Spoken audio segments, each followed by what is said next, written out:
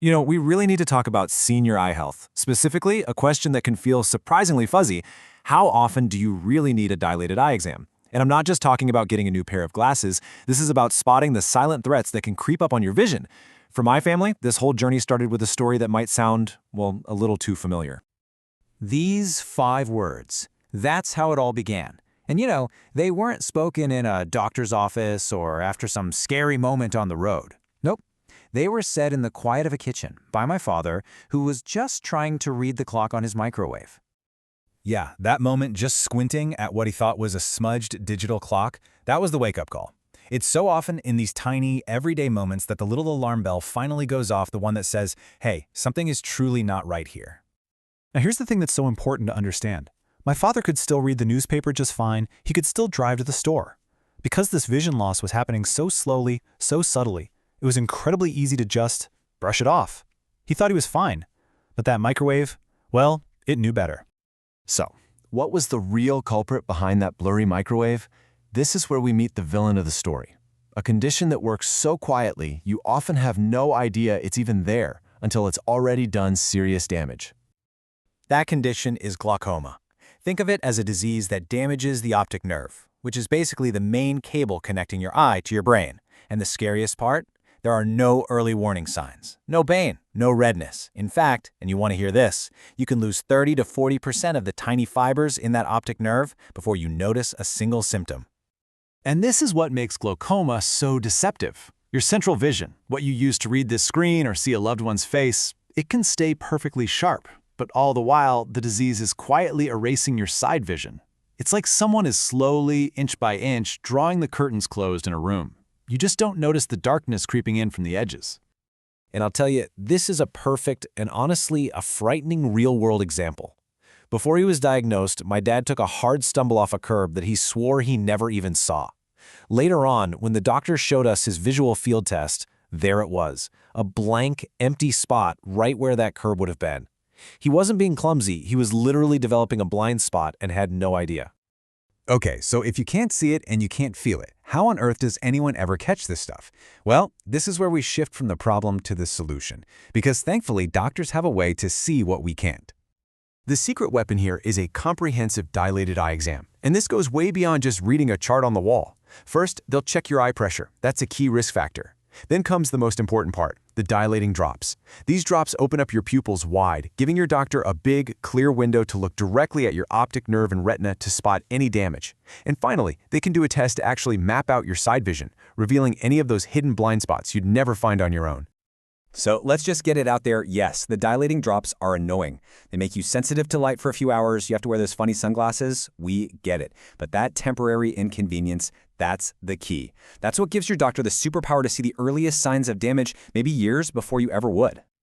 All right, so this brings us right to the heart of the matter. How often do you actually need one of these exams? Well, the answer isn't one size fits all, so let's figure out your personal schedule right now. Here's the basic breakdown. If you're over 60 with no major risk factors, then every 1 to 2 years is the general rule of thumb.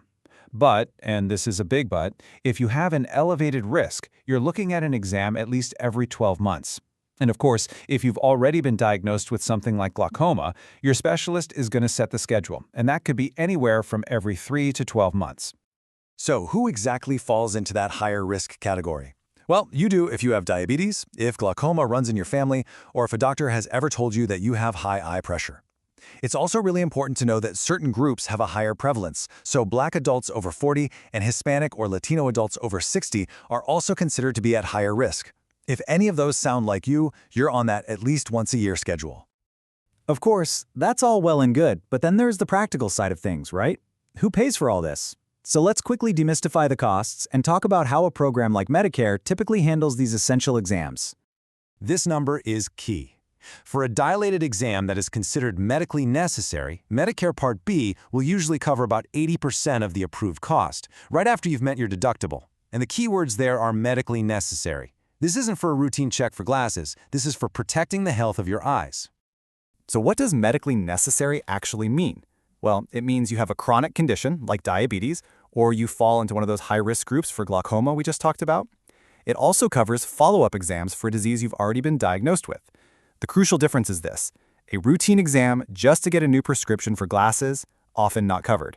An exam to monitor a health risk, that often is. And I really want you to let this sink in. Think of your insurance coverage as the floor, the absolute bare minimum. So your plan might cover one screening a year if you're high risk. But if your doctor looks at your optic nerve and says, I need to see you back here in 6 months, that's based on your medical need, not some insurance rule. The goal is always to follow your doctor's advice. Okay, we have covered a lot of ground. The problem, the solution, the schedule, the costs. Now, let's bring it all home and boil it down to a simple, powerful action plan that you can take with you. The next time you're in that exam chair, I want you to go in with a plan. Ask them directly, what is my exact diagnosis, and are my optic nerves stable compared to my last visit? Then get a clear timeline. Based on what you're seeing today, how often do you want to see me? And finally, the most important part, can you please write down my next due date for me? Because, let's be honest, we all think we'll remember. Oh yeah, 6 months? I'll remember that. But life gets busy. A year goes by in a flash. Getting that next appointment window written down on a little card, in your phone, on the calendar on your fridge, that transforms a vague intention into a concrete plan. It's such a simple act, but it can literally save your sight. So I'm going to ask you directly. Just stop and think for a second. Can you remember the month and the year of your last real, comprehensive dilated exam? Not just a quick check for glasses. If the answer is a little fuzzy, or if you know for a fact it's been more than a couple of years, it's time. Because ultimately, all of this information, this whole story, it all boils down to one single action. The single most powerful thing you can do to prevent the kind of irreversible vision loss we've been talking about is to be proactive. It's not about waiting for a blurry microwave moment, it's about scheduling the appointment that finds the problem long before it ever becomes one. So I'll leave you with this question to think about. As you look ahead at your calendar, is your eyesight on it? A healthy eye exam schedule doesn't just happen by accident. It happens because you decide to put it there. Make sure protecting your vision is part of your plan.